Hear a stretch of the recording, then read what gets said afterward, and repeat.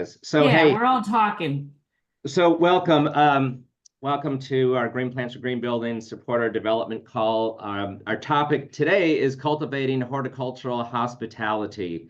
And I know we all work in the hospitality industry with our various clients, which are hotels or occasional restaurants and that type of thing. So, but how do we apply hospitality to our business? And, to get there first, it's how do we define hospitality? And it's more than service, it's creating memorable experience. It's almost like really good quality service is just table stakes, right, to get in. But how do you go above and beyond to create memorable experiences? And really, to be memorable, a couple of things. One, they want to be welcomed. They want to have that feeling of being welcomed and that knowing that they are heard. They're heard in their business. We really are listening and paying attention. So it's important because it's driving loyalty, satisfaction, differentiates our business. We know word of mouth goes so far, and if we create those right experiences, of course, word of mouth will really drive our customer loyalty. It emphasizes the importance of service, customer service, and hospitality across all roles, right? It's not just we have a hospitality manager, but it's really in particularly important, the front line, the service technician working in and out with the customers each and every day, the plant designers or sales or those that are on our management team. So what we're going to do today is talk about a book. We're going to introduce Unreasonable Hospitality. Will Guidara is a speaker that I was influenced by this past summer. I know Jan was as well. We both went to the Global Leadership Summit. And just an aside, I'm going to put a plug in for Global Leadership Summit. It's a live leadership summit that occurs in Chicago, but it's simulcast across the entire country in hundreds of locations. And the world, actually, in It's many international. countries. Yeah, you're I've been right. going for 20 years at least. Yeah. Crazy. Relative low cost, a couple $100 per person, and there's price breaks. So we have our entire mid-management level and upper executive team. So check out Global Leadership Summit for next year. You'll find a lineup of about 15 speakers, many contemporary authors, thought leaders, and so forth. But Will Guidara was one of these speakers, about a 30, 45-minute segment. And his book, which is out, is called Unreasonable Hospitality. So let's advance to the next slide. There's the book, Will Guidara, A Remarkable Power of Giving People More Than They Expect. So Will is a restaurateur. I heard his talk. I've heard a podcast that he did. Honestly, I picked up the book yesterday and started going through it and highlighting. He's got so many wonderful stories. I think Jan will probably get into some of the stories later in the presentation, but essentially he is at one of the top restaurants in the country in New York. It's 11 Madison Park is the name of it. So he'll go through, Jan will walk us through his story of how he realized the importance of hospitality in his business. And the whole idea is providing exceptional customer service and making every interaction unforgettable, going beyond what's expected. There's a couple of notes I took. I'm going to kind of go off script here. And one of the things that he was saying when I heard him speak this summer was be sure to slow down and listen. Take a moment to listen to every customer, because you're not going to pick up what's unique to them unless you truly listen to what they're saying. You might even be picking up on a conversation they're having with others. And this is in, of course, the restaurant setting, but we will do the same thing in our service sites. Be present with the one you're with. Of course, eye contact, truly listening, being aware. And the other thing is there's not one size. It's one size fits one. It's not one size fits all. It's not like doing the same thing for everybody and everybody had the same experience. Like I'll tell you one thing personally. One time we had a horrible customer experience. My wife and parents out to dinner, and the way the waiter was going to make it up, he was like, "Hey, I brought you a dessert. So sorry. Here's a dessert on the house." Well, all right, that might have been nice, but I don't eat dessert. So we kind of just looked at it. Now if he would have brought an after dinner drink, I would have appreciated it, but that wasn't me. But it's not one size fits one. It's not one size fits all. And a quote from Will is hospitality. Another definition is making people feel seen, heard, and valued. Okay, we can advance on. So a couple of really just pillars of what unreasonable hospitality is, and why unreasonable? Because it's going above and beyond what kind of status quo thinks might be typical. Again, great service is really different from hospitality. Great service is just what it takes to get the job done. One definition of service versus hospitality is service is just black and white, but hospitality is the interaction in technicolor. So it's really doing your job well is not unreasonable hospitality. It's quite different. Starts with empathy, understanding your customer deeply, and really caring for them and making them feel truly cared for. One thing that Will has said in the book is you can't you've got to obsess about your people first before they can obsess about the customer. And having empathy and feeling deeply cared for, if you're not deeply caring for your people who are the extension of providing that care for the customer, it's going to fail. So we've got to understand that we've got to deeply care for our people first. Tailor every service and interaction to the individual's needs, the individual needs of the customer. Of course, that's the one size fits one. And how do we do that? One way is surprise and delight, adding the unexpected touches that make the experience stand out. So something they're expecting us to show up, they're expecting great plants, but what does above and beyond look like?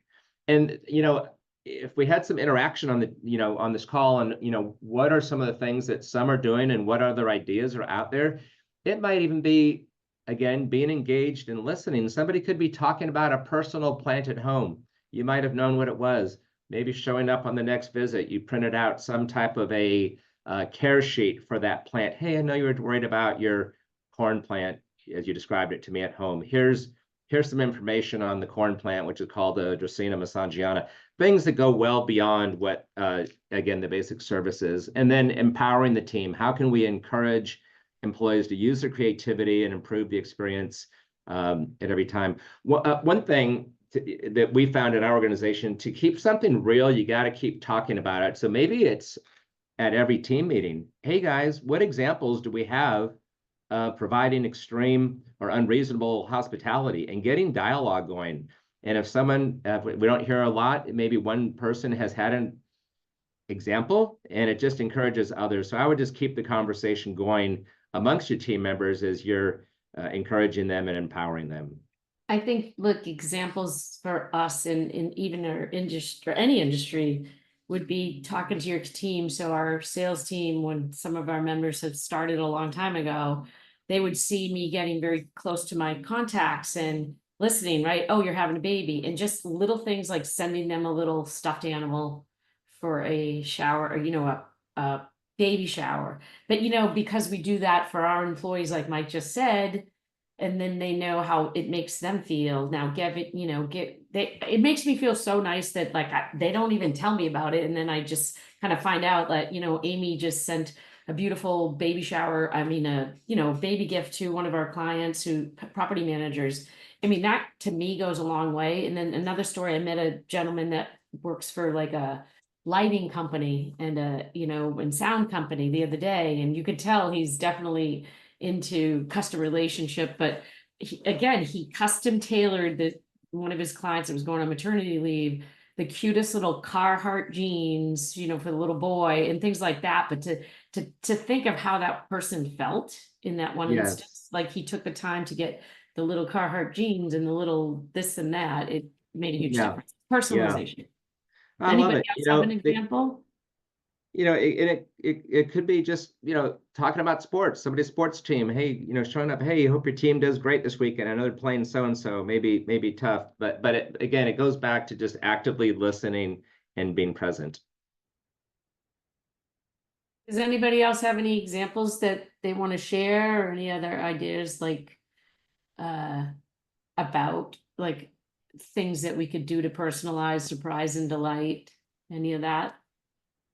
I just did actually a talk at a conference this past week about how to win that bid against, like, how to differentiate yourself. And, you know, I brought Slurpees and popcorn one time on a sales presentation because they had to go through. I mean, it was the entire Hancock portfolio. I got it. It's an old story, but it still made me stand out, or us stand out over the rest. Well, feel free to jump in if anybody has examples or questions. Okay, Sam, let's go to the next slide.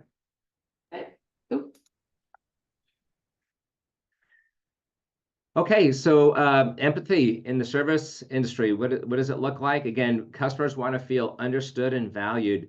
And one of the definitions of hospitality is they want to feel welcomed and heard, understood, valued, welcomed, and heard. So how do we apply it? We had already mentioned obsessing about how the team feels so they can obsess over how the customer feels. And it's a pretty strong word when you say obsess, but it means like really focus. I mean, really caring and really having empathy about your team. And if you feel that way about them, then they have the tools, they have the belief that they know that you care and that they can extend that care. It's almost like it's not what you say, it's what you do. So knowing that that you're providing empathy and care over your team so they can then take it out to the field. Actively listening to customer concerns, adapting service based on those needs.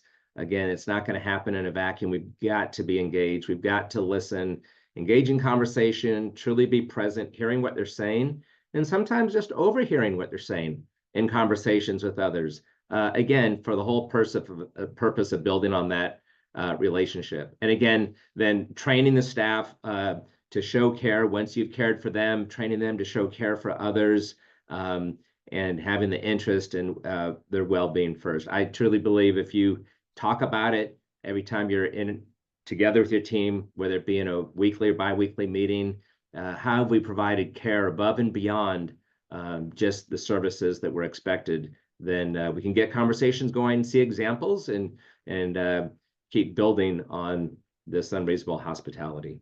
I think making your staff know that they can make that decision and that you trust them to make a decision, even if it's to spend some money on, that's really important, because they're like, oh, I'm going to a really angry client right now.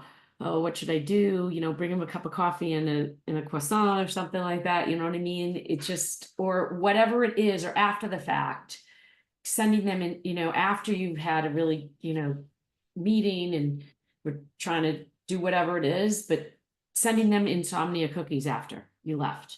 Think about that. Who doesn't want an insomnia cookie? Well, maybe not Mike. Jan, I'm glad you brought that up about, empowering the staff to make decisions. And how do you do that? One of the things that's been helpful for us organizationally is basically three questions. If someone's going to make a decision kind of outside of their normal authority, one, is it a decision that's good for the customer? Yes or no? Is it good for the company? Yes or no? And are you willing to stand behind your decision? If you're willing to stand behind it and it's good for the customer and good for the company, then that's great. If it wasn't a great decision after the fact, you can coach and guide, but if you're willing to stand up, hey, I really believe this is the right thing to do, we've got to respect that. And so kind of giving them those parameters or guidelines on decision making. We also, one other thing before we go into the next slide, we also give a budget for everybody within the team, as many, and again, I think we should extend it to the horticulturalists as far as like, here's your budget of what you can do, spend it on whatever it is for your clients, a client customer care budget. Does anybody else do that? So that's a great idea. Yeah, so it's like our sales team, our design team, they're like, take them out to lunch, or just whatever it is. And they can go over and above it. Again, like Mike's, those 3 questions are great. Maybe you can type them in the chat. That'd be awesome. Because I think that they have to feel comfortable and make their own decisions on what they want to spend, their budget on to make their customers feel important and loved and cared Yeah, about. and I love that idea.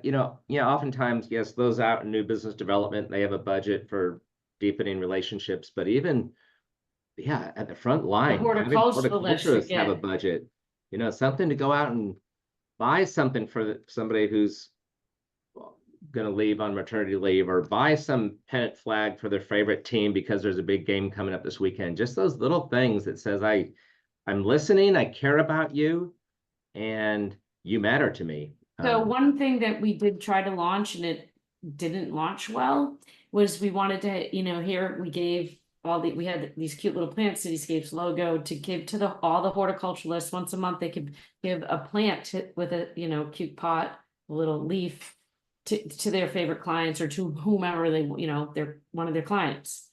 And I have to say, because sometimes the young, maybe a younger generation don't feel comfortable interacting, which is hard, it's okay with the plants, but I think we found that a lot of them, I was so excited about it. I would have loved to have that, but I'm a different personality. So sometimes it depends, we were going to try and do it again, but there wasn't a lot of like the horticulturists that I guess felt comfortable, which was so strange, but it is a different world a little bit, because I think that sometimes you can't always get people who love plants and love people. Has Right. anybody else have that happening to you with Gen Z or? Yeah, A little bit. a little bit. Bigger bit. eyes on people. I think it depends on the person. Like we've got some of the Gen Z who are amazing at that than other ones. Yeah. Yeah, it's the person. I think it depends on the person too, and in part just by their personality style as well. Exactly. Many times those that do well as horticulturists and on consistent service routes, I've seen, the same customer on the same day every 2 weeks, being on that cycle, they're used to that repetitive, safe, known environment where, those that are out knocking on new doors and developing new business, they're just welcome. They're just more comfortable with the unknown. But, having somebody in the service level, I think the majority, at least for us, the majority of our service team members would feel more uncomfortable striking up a new conversation like that, right? When they go outside the box of what they typically do. Yeah. So we're going to try and, have the next, big horticultural meeting and bring it up and let them come up with ideas that would make them feel comfortable, instead of like, oh, Jan came up with a great idea and this is what you're going to do. So if we get them a part of the process of, hey, I'd like to give them a donut instead. I don't know, whatever. I don't know, or maybe nothing. Anyway, But you're right. They'll have buy-in if they have input into it. Right. So. All Okay. right, next slide. Yep. And sometimes, I was thinking of one example of, we had this residential client, and we'd had her for a decent amount of years, but she had decided that we were too expensive, but for some reason, she was really mad about it. And I just came in at the last minute, and I don't quite know where the anger came from, but as you know, prices of everything go up, and so do ours. But she must have been brewing over it maybe for a couple of years, and it was, I guess, the final straw. But she was really, really mad about it. And she was one of our really good clients, and I always really liked her and enjoyed her, and I thought the feeling was mutual, and I think it still was. But after that, she was like, can't use you anymore, blah, blah, and she was really mad. And I was like, okay. But I went and made a really beautiful orchid arrangement and went and delivered it to her house, because I was like, gosh, I just would hate someone to leave us. I mean, if someone leaves because you're too expensive, that's fine. Right. But I never wanted someone to leave just being so angry and mad. And anyway, she wrote me an email and said, thank you. And so I think sometimes even when you're breaking up with a client, doing that kind of thing can be really beneficial. And it gave me an idea. Remember, Jan, we were on some call with Brad from DC. I can't remember what his Green company Oasis. is. Green Oasis. And he was taking the call from his van with a whole bunch of orchids in the back. And he was going to delivering them with a client that he was breaking up with, because he just wanted to kind of calm the situation down. I just think that's not a bad idea either. Yeah, always. That's the last time, even if it's the last time you interact with that client, you leave them with a positive experience, so that we usually talk bad about you or whatever. We usually do an exit interview. We meet with them and just, make sure everything's perfect, that we leave everything perfect and everything's good. We usually bring them a little plant and try and meet face to face if it is what it is, and then they always come back, right? Yeah, I think that's really, They literally do. obviously don't want to have burned bridges. You want to have well paved over bridges and make it easy for them to come back. Because how many times do customers come back to us? Right? It may take a little bit of time, but more times than not, you'll interact and do business again in the future. So, so let's continue on. So here's some, what does personalization look like? Making every customer feel unique, just really unique to them. One size fits one. Certainly addressing them by name. How can we make that easier? Customers don't have name tags, but with our routing, scheduling software, having client contact names, maybe, it's kind of funny. Personally, if you go to my phone and you read, I'll take notes on people that I'll meet. I have my lake house area, all the neighbors. Oh, met so-and-so, so-and-so, so-and-so, so-and-so. I'll just put these notes in so I can remember names. I know how important remembering a name is. Who has, what's that classic book by developing friends and influencing people? Making friends and influence, Dale Carnegie. Winning Friends and Influencing People is a classic book by Dale Carnegie, written back in the 20s, I believe it was. But one of the chapters, and there's several different points of how to win friends and influence people, is knowing their name, calling somebody by name. They say he says, as an author, it's the sweetest sound in the world when you hear your name. Addressing customers by name. Have you ever heard of the book called The Fred Factor? No. Oh, Fred the Postman. Yeah. It's really short and it's really good. Okay. The Fred Factor. I would highly recommend it. I read it a long time ago and I still remember it. It's about a postman. I'm telling you, it's a short, quick read, but I'll tell you, you want to talk about customer service and remembering. I mean, one of the instances he literally, this is good. He's with the US Post Office and he noticed that one of his clients, one of his houses had all these UPS packages dumping on the front porch, and they were obviously away on vacation, and he noticed it. He's with the USPS Postal Service, so he was worried that people were going to steal them. So he would take them and he'd pile them on the side of the building, under the, I mean, going that extra mile, it just, it was so memorable. Oh, I've got the Fred Factor. Let's take a look at that. Offering services tailored to their preferences or needs. I think that's important. We kind of started off saying that good service is just table stakes for getting into the game. For hospitality, is beyond service. It's people expect the service, but offering services that are tailored, hearing them, I think, is the main thing. Are we hearing them? Are we listening? Are they saying they have some unique needs that may not be exactly how we offer them or exactly when we show up, but really hearing them and adjusting so we can be there for them. Going beyond the generic service, remembering past preferences and customized solutions. This is a big one. We were at a last week, 2 weeks ago, over in Tampa with our team, and we had a hotel manager that was doing a presentation on why plants matter in the hospitality business. It was great. But one of the questions was, do you keep a database? Do you keep information on these customers so you know what their preferences are? He's with a boutique hotel, but it's part of the Marriott chain.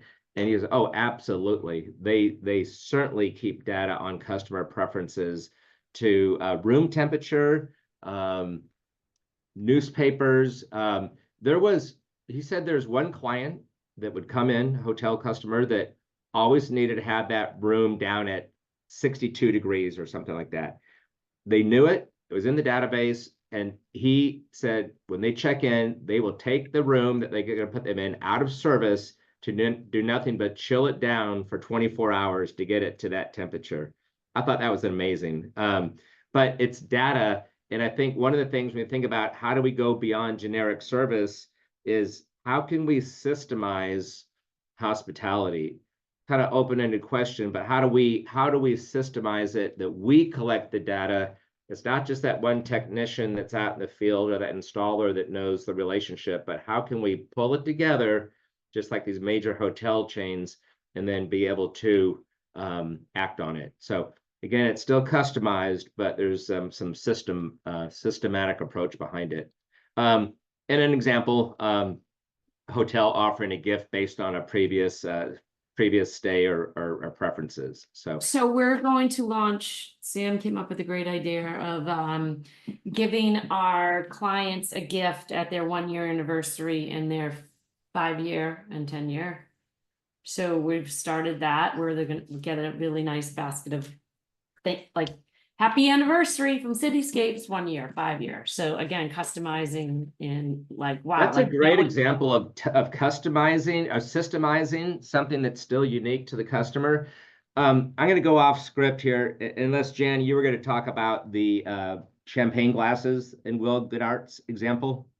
If not, I'll do it. In the Will one, the champagne glasses. No, I have a couple of other ones. I got to tell you guys about an example of systemizing customer hospitality, really unique hospitality. So his restaurant, 11 Madison Park, is situated across from a Tiffany's jewelry store. Is that it? The blue box, isn't that Tiffany's?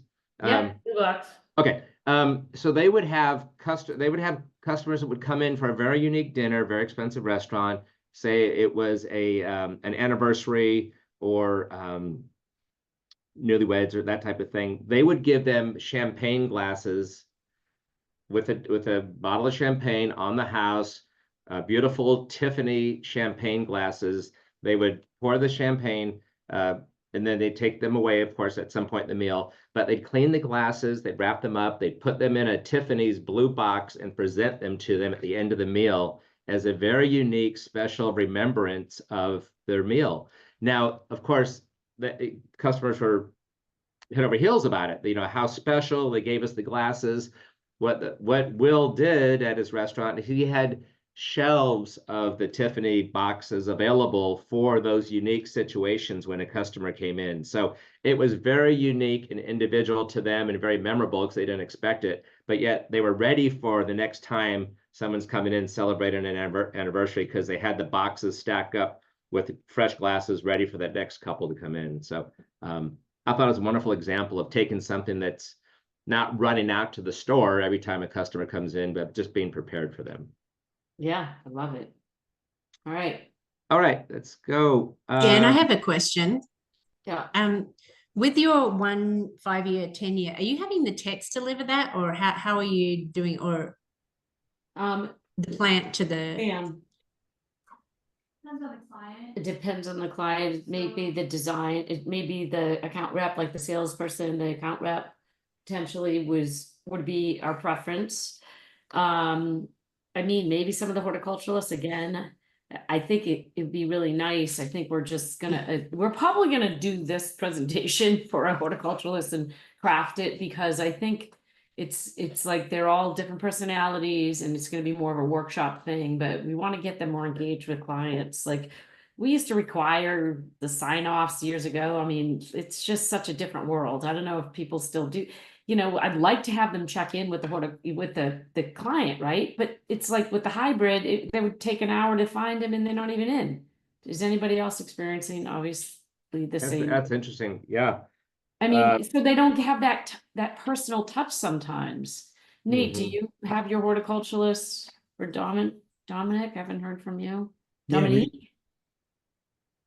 We used to have them get sign off, and we haven't done that since COVID. No, neither have we. So how do we connect again? Yeah, I mean, it's been somewhat of a personality thing. Like, we have some techs who have very good relationships and they've built really nice relationships, and some that I don't think have follow that model as well. No, because they want to talk to the plants, maybe not the people. I think there's, just more anxiety, but again, it's not across the board. But it would be nice to craft something for the people that don't have the same personality, that they have no problem going to find the contact and talking to them. And So I think it's a good conversation because they are the front line. I mean, our ops guys are always, oh, I love your operations crew. I think that we come in and a lot of the floors are still empty on some days and they don't interact with a lot of people. Dominique, Yeah, do you have any yeah. experiences? We'd love to hear from you. Maybe not. Rebecca? I know it. So Sorry. we do. That's Go okay. ahead, Dominique. Sorry, I'm jumping in here, in and out of here right now, and I'm just learning from you guys about what we can do on our end to connect more with our clients. And I already love what you've been putting out. But I kind of missed that last part there. That's okay. We were talking about the horticulturalists, trying to get the front line to connect, where some horticulturalists have great personalities and they like talking to the client, and then some are just, I just want to talk to the plants and water them. It's just a little bit of a different, it's a mixed bag. But we can't, there's the whole anxiety that came from COVID and all that, and social anxiety. A lot of people think, as coming in as a horticulturist, that they just need to take care of plants, and it's hard to get a well-rounded, but we want to cater to the people that may be shyer. So how do we do that without forcing, like, you have to take this plant and connect with the client? Like, I think on our end at Greenery NYC, so we have the account managers, because we've also experienced the same thing. Our horticulturists, like, they're very, they have like a lot of knowledge with their plants. They love taking care of it. Our clients love all the care that they put into the site, but it is more difficult for them to, connect with the client on site, make referrals for bigger jobs. So lately we've been kind of prepping our 3 and soon to be 4 account managers to really handle the brunt of that client interaction and have a lot of internal communication with our horticulturist and the account manager to understand what the client wants on a day-to-day basis. And then we do set our horticulturists out for those like smaller missions of, hey, we promise the client this on your next visit, meet up with this contact and hand them over this plan or that special thing for their office to kind of do that. But right now it's kind of focusing in on the account managers to give that like really high-end, high touch point client experience. But we have the same exact I wouldn't say it's an issue, but it's not a problem, just, right? It's not a problem. It's just like a certain personality, and making all those personalities feel comfortable to sell in certain moments and not feel like they're overstepping any lines, and they're still being a really good service provider. I think one of the things that we do the anniversary things, but we have this kind of new thing that we're hopefully launching, but giving the contact all the information they need, whether it's an email saying this is who you call for this, and this, but almost like a welcome gift, as welcome to Cityscapes, is plant family. One thought that we're not doing it, but the thought came to mind is we've been trying to get a mobile app developed that beyond just clock in, clock out, and have your route on it, but something that does message the client. So in the absence of having signatures and that type of interaction, the ability for the client to know the service technician, the horticulturist, is on their way, and having a picture, maybe it's a text or an email, whatever their preference is, but anything you want to say, anything we need to check, and even better yet, I love going to websites on companies, like, the About page, and we're talking to some web designers. The About Us page is some of them, that's like the most frequently hit page when you hit our team.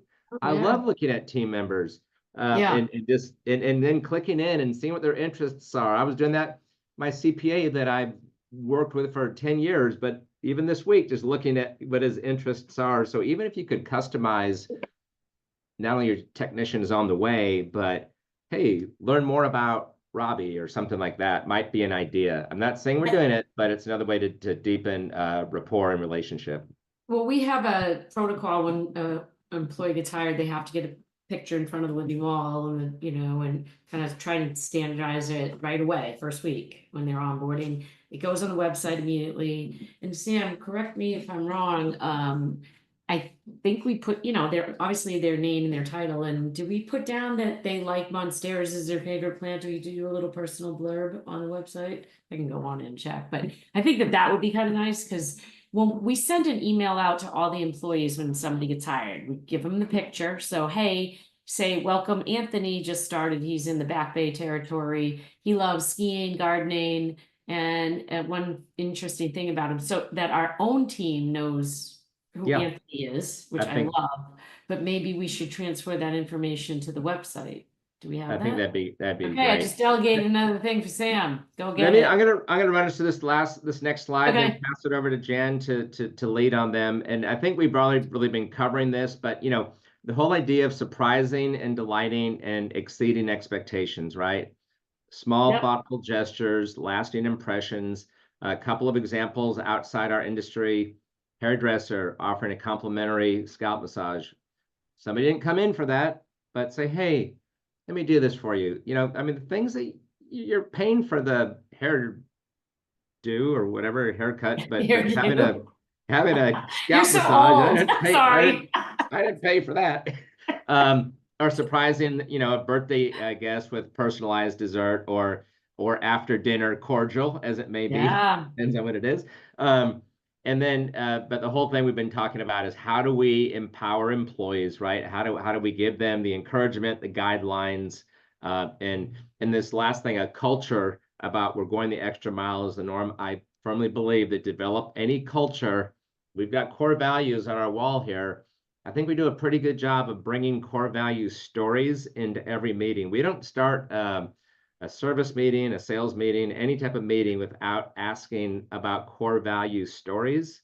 We have 5 core values, but hearing the team talking about so-and-so exhibiting core values is so powerful and shows the importance that is to us. But the same thing here, how can we build a culture of hospitality by hearing hospitality stories with every meeting? And the more we can hear the stories from our team, the more the rest of the team, first of all, knows it's important, but also can consider ideas that others are doing and implement them themselves. So I really like that idea, Mike, and I've heard this before, you know, I don't know, read a book about it and whatever, but starting off a meeting, giving an example, does anybody, any type of meeting, maybe executive leadership, you know, service meetings, like, does anybody have a story about any of our core values they can give an example of? That's a great idea. yeah. All right, so we're gonna keep moving on in a few more minutes. Thanks, Mike.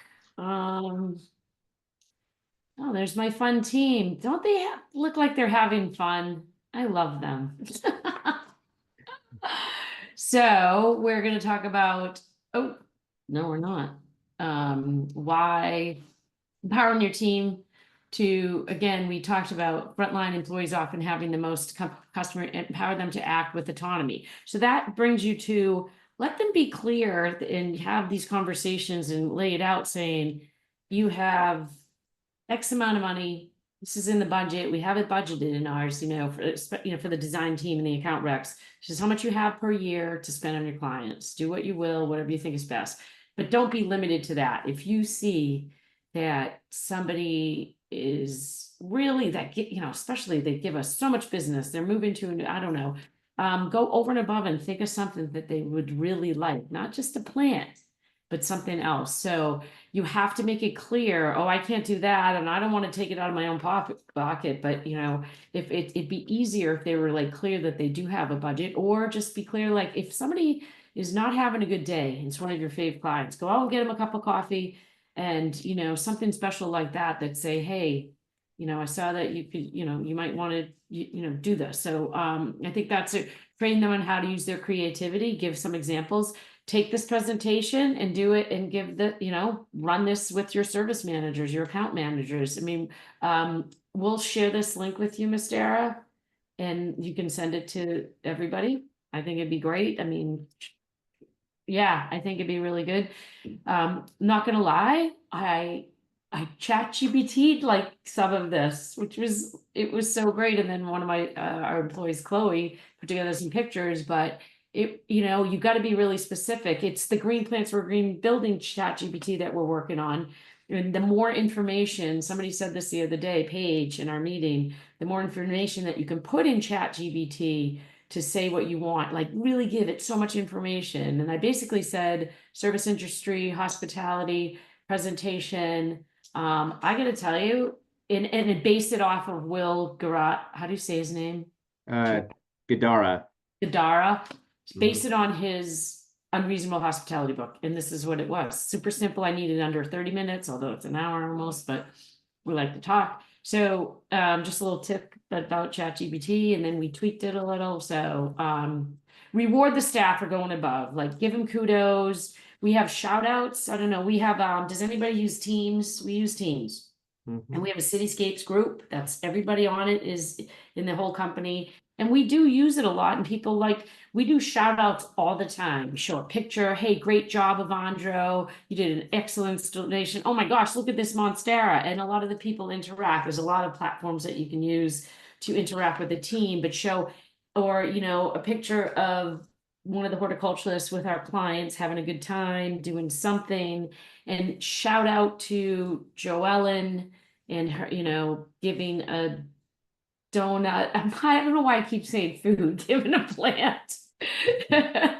Giving a plant, maybe because I need lunch, to somebody and going that extra mile. So you got to think of a way to reward your staff going up above. But every staff member, like Mike said before, doesn't necessarily like to be, kind of.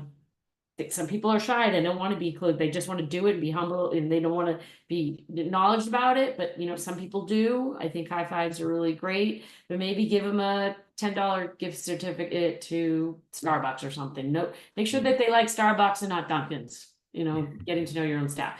Encourage a culture of initiative where each employee feels that they can make a difference. So again, talking about this on a regular basis, saying, we want you to think of something. If you think of something different that people would like. And it all starts with a big conversation and a workshopping type whiteboarding. What can we do to make us stand out? What can we do besides doing excellent plant care? Because any company, your competition can do excellent plant care. Am I right? Anybody can. But who are they going to remember? And that's what I brought up as far as design and bidding. They're going to remember us because number one, we're crazy, but we're fun. And we do things so differently sometimes, and do, whether it's that they will remember you, and they will literally give you the numbers. They will like, well, you were the highest and somebody came in at 30,000. Can you do it for 30,000? That's how much they want to work with us, right? That's what you want to create, that bond where we may be the highest, but can we'll never come down to that price, but we'll manipulate and change plants and plant, you know what I mean? So it's important to be creative where in any type of instance that they will literally give you the numbers to get the job. Okay, next. So here's some real world examples. Mike went over a couple. There's a couple here that I loved this story. The 11 Park, Madison Park, his restaurant. So they were basically did the whole best restaurants in the world, went to Paris, first time. He was like last place, but he was still one of the best in the world, was 10th place or whatever, 50th. And he was just like, he saw the guy who's first place and he was like, he kind of gave him a dig and this and that. So the next year, literally, he started really thinking out of the box.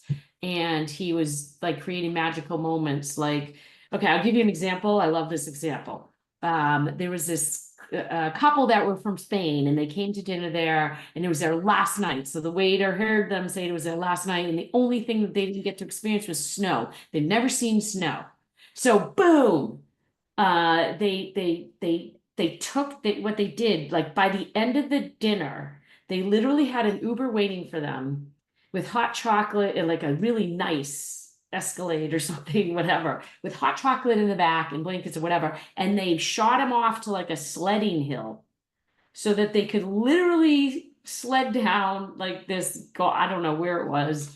And then, jump back in before they had to go off back to Spain, but they gave them that experience. Again, we can create experiences like the immersion room we just did.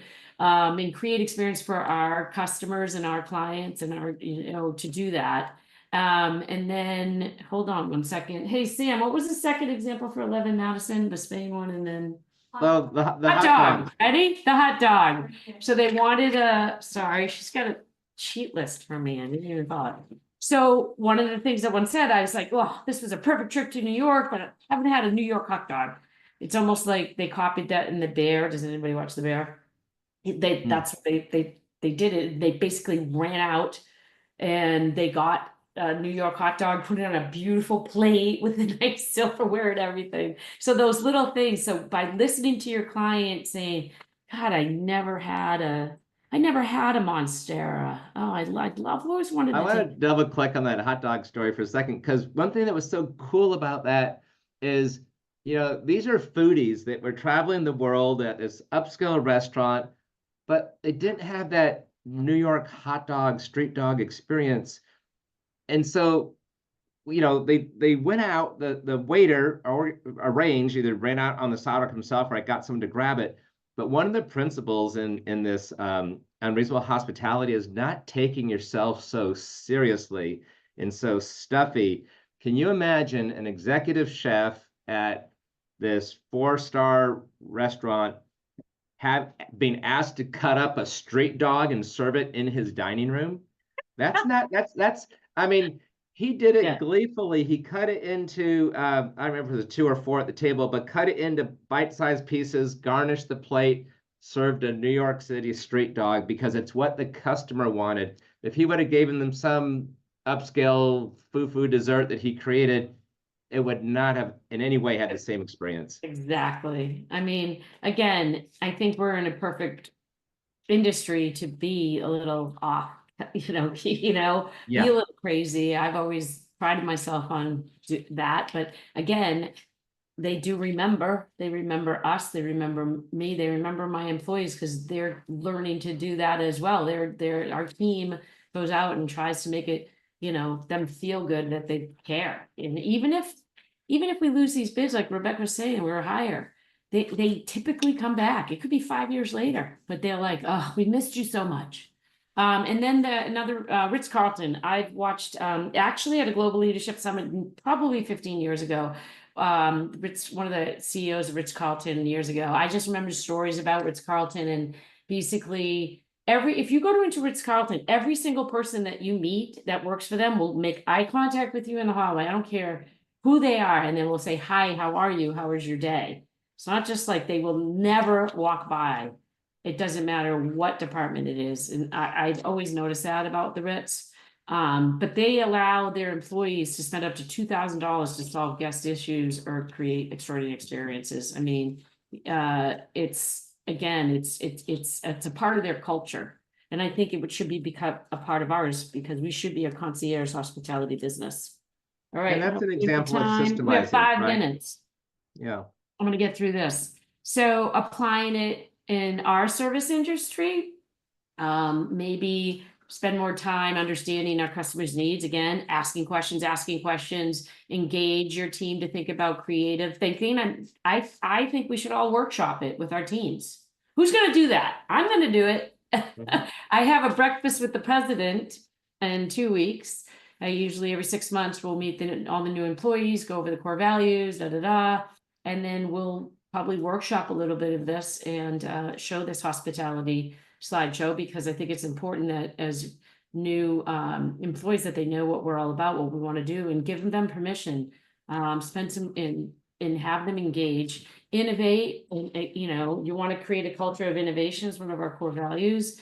Develop small, they don't have to be expensive. Like I said, I got the entire Hancock portfolio from some Slurpees and some popcorn from the cinema across the street, or the Fidelity portfolio we got because we executed at the same time going on a call that they had a Cityscapes mug full of hot coffee at 7 a.m. Every single person on the call, and a croissant and and a plant and a pen. That's All awesome. the swag at the same time. So it showed, wow, that we really cared, that we could execute at that level at the same time all over New England. But it really meant a lot to them. So that was innovative, that was different. And give the team the tools and freedom to deliver. So we always have a huge amount of cute little pots that have just a little leaf. It doesn't say cityscapes all over it. Who wants that? But it has our brand on there. It's not like, you know, doesn't have our website, doesn't have any of that, but it shows your brand recognition, and it's a cute pot with a little stand, and they're always in stock, and we always have plants ready to go that anybody can take at any time. And let's see. So here, case study implementing this is customers regularly visit, but feedback suggests service lacks warmth. So the hospitality interventions that they did, they trained the staff to greet guests by name, asked about personal preferences. So again, maybe it's a little hard, but maybe the front line horticulturist is like, hi, I'm Jan.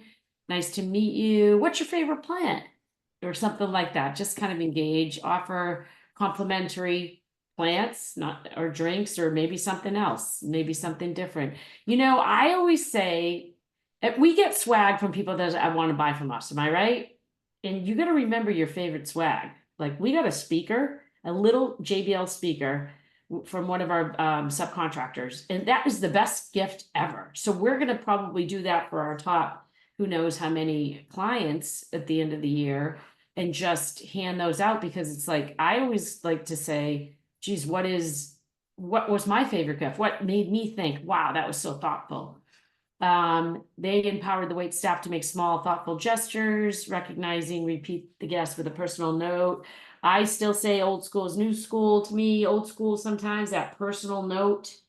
You know, we have these nice thank you cards. I don't know if anybody still uses those, but I'd love to say the last time that, you know, I get personal notes just to thank me for something warms my heart. It just doesn't happen enough. And I feel like, and again, I don't do them a lot, but, you know, I do encourage, you know, once in a while to just send a thank you, send something, just thinking of you, your dog just passed away or something like that. Like that little note, that little thing always makes a difference. So what the outcome. Jen, I'm going to touch on this thing about asking about personal preferences.